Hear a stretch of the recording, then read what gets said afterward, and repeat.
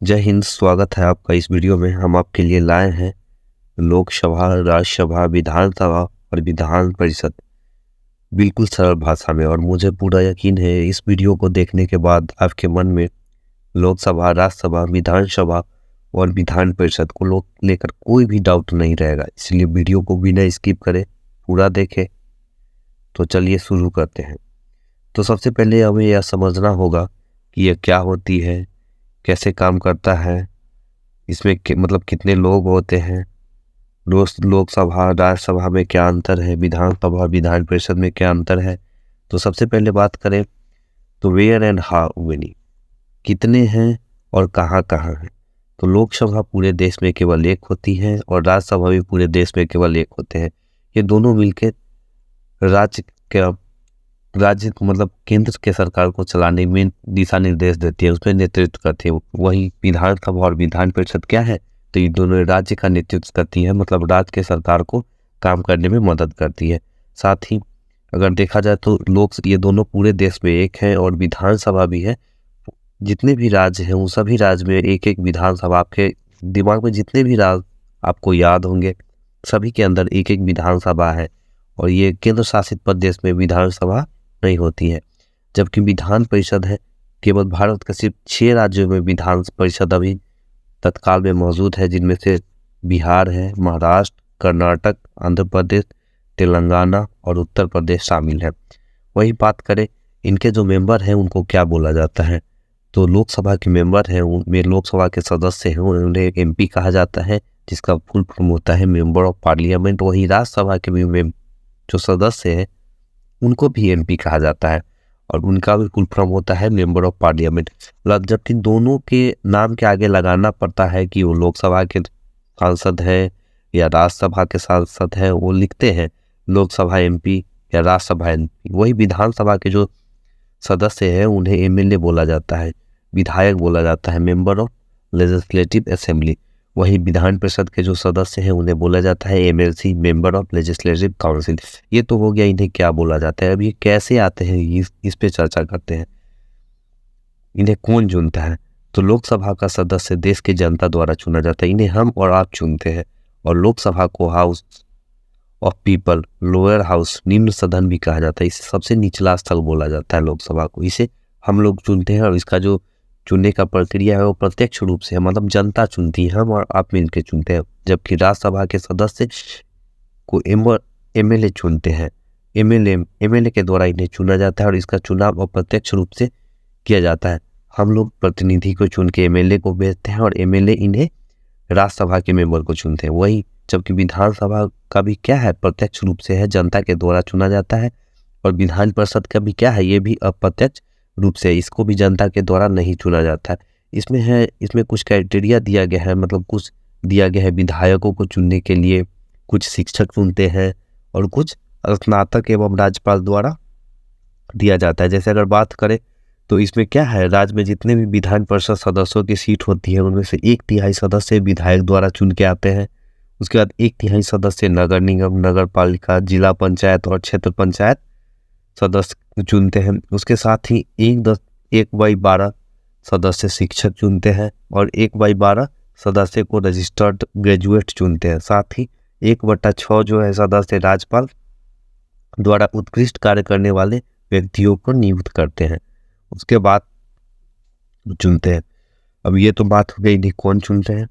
अब आगे चलते हैं, ये कितने सदस्य होते हैं, मतलब इन सभी में number of members in the house, इसमें कितने सदस्य होते हैं। तो लोकसभा में कुल 552 सदस्य होते हैं, जिसमें कि वर्तमान में अभी कितने हैं, तो 545 है।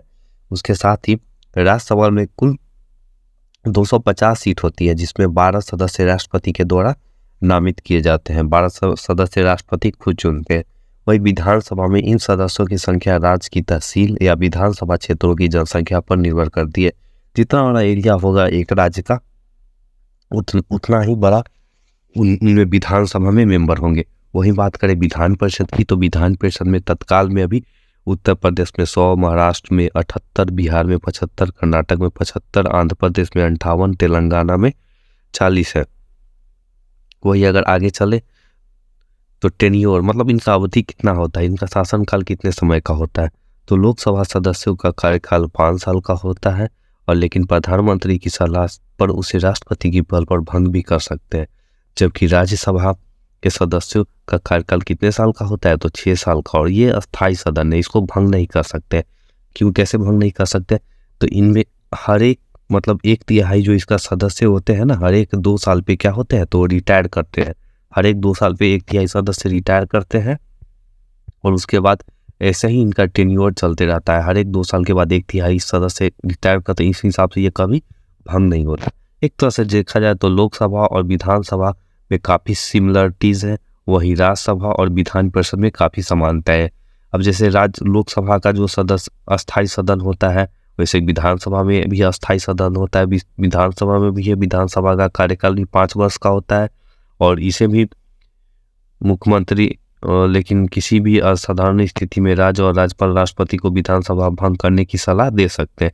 वही विधान परिषद भी होता है, इसका भी कार्यकाल 6 साल का होता है, और राज्यसभा की तरह विधान परिषद का भी क्या होता है, अस्थायी है, इसे भी भंग नहीं किया जा सकता। आगे चलते हैं तो मिनिमम एज, एक एमएलए बनने का एक लोकसभा के एमएलए बनने का क्या है, मिनिमम एज है 25 वर्ष। लोकसभा सदस्य बनने के लिए 25 वर्ष से अधिक आयु होना चाहिए। इसके साथ ही व्यक्ति का भारतीय नागरिक होना जरूरी है, और व्यक्ति कोई भी लाभ के पद पे न हो। वही राज्यसभा के लिए न्यूनतम आयु रखी गई है 30 वर्ष, जो कि राज्यसभा और विधान परिषद का बिल्कुल सेम है 30 वर्ष, और विधानसभा और लोकसभा का क्या है 25 वर्ष। आगे है लीडर ऑफ द हाउस, इसके मुखिया कौन होते हैं, तो लोकसभा के जो मुखिया है, सत्ता दल में कुछ सांसद मिलकर मंत्रिमंडल का निर्माण करते हैं, जिसका मुखिया देश के प्रधानमंत्री होते हैं। वही राज्यसभा में क्या होता है, तो सदस्य द्वारा इनको चुना जाता है। सभी सदस्य मिलकर एक लीडर ऑफ द हाउस चुनते हैं। और वहीं विधानसभा में क्या है, पक्ष दल में कुछ विधायक मिलकर मंत्रिमंडल का निर्माण करते हैं, जिसके मुखिया राज्य के मुख्यमंत्री होते हैं।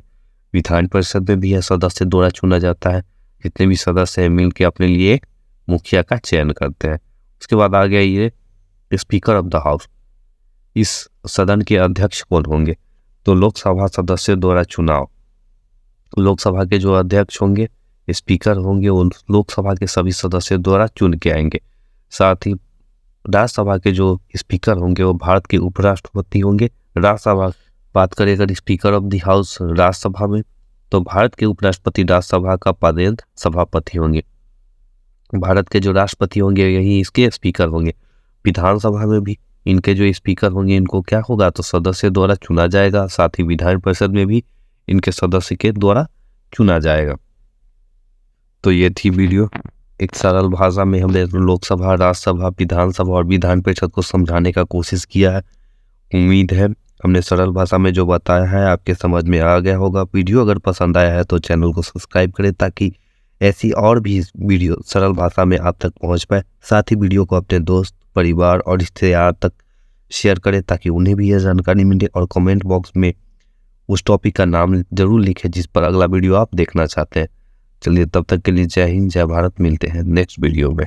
धन्यवाद।